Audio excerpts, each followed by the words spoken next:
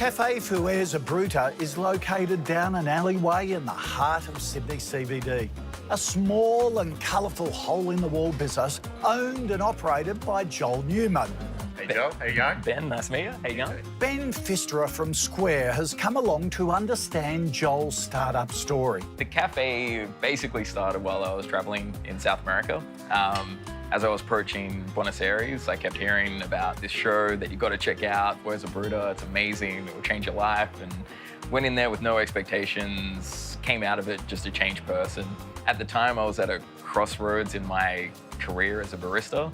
It was like either, open my own place and really stick with it, or just get out altogether. So when I saw the show, one of the themes that they go into is how society can often change our mentality and what we want to do in life and where we want to go, and how important it is to hold on to the things that we value the most. And I walked away just thinking, if I could somehow take that concept and put it into a cafe, then I might have the winning formula. Joel had the vision of establishing his own cafe, and within months, it was his reality.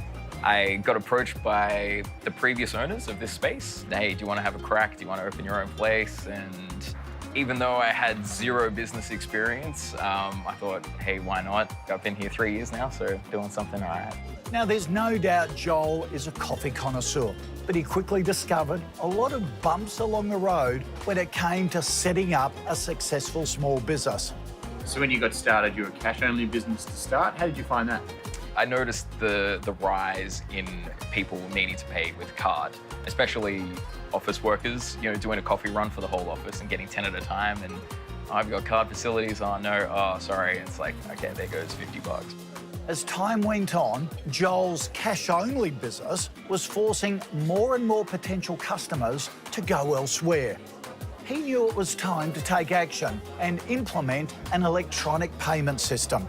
Did a bit of research, found Square, and for someone as technologically backwards as me, being able to use it as quickly and easily as I could, it was a game breaker. And accepting card payments from customers was just the start of Joel's small business transformation. But he hasn't quite hit the mark when it comes to relying on technology to run a streamlined business.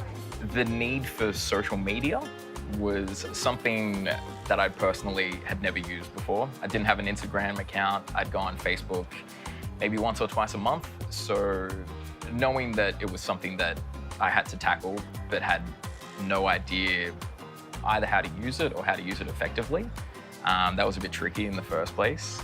In today's digital marketplace, having a strong social media footprint is a necessity. It's fantastic to hear that you've embraced Square and started to really look to grow your card payments, because that's one of the most misunderstood things about small businesses. They often gravitate towards cash, thinking it might be cheaper. But over the long term, you absolutely find that card payments can save you a lot of money and a lot of time. So for a small outlay, you can start increasing your throughput, you can increase your additional sales, but most importantly, you can save yourself time. And as a business owner, you're obviously time poor. Anything you can do to reduce that and get your valuable time back is going to be absolutely important. So going for card payments is great for you, but it's also important for your customers, because they need to be able to spend the way they want to, whether it's with a card, whether they're tapping, or whether they're using a mobile phone. This small device on the counter of Cafe Fuerza Bruta now allows Joel to accept every kind of payment from his customers. It can also do the bookwork, giving Joel more time to focus on making a quality cuppa for his customers. So the important part for you as a small business is to choose the system that works best. Now, obviously with a cafe, an important part is you have the point of sale, but you can also accept card payments. Have a look around. Look at the majors, but also look at the other businesses like Square. Now, the powerful thing about Square, not only can you accept card payments, you've got full free dashboard analytics, so you can start understanding your business better. You can also send invoices if you've got any catering services that you offer.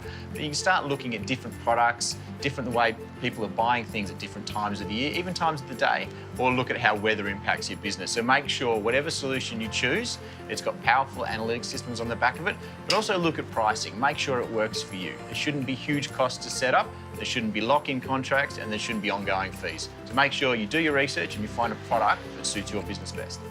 Joel is implementing those tips from Ben to manage his cash flow. But he's also in need of advice when it comes to relying on social media to market his cafe.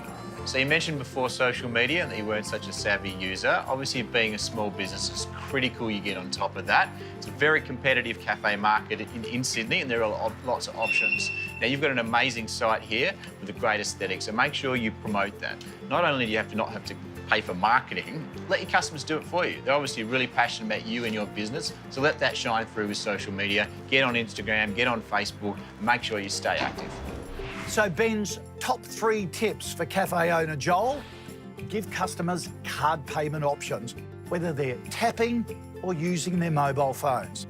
Ben also suggests business owners shop around for the system that works best for their needs. And when it comes to marketing your business, social media is invaluable.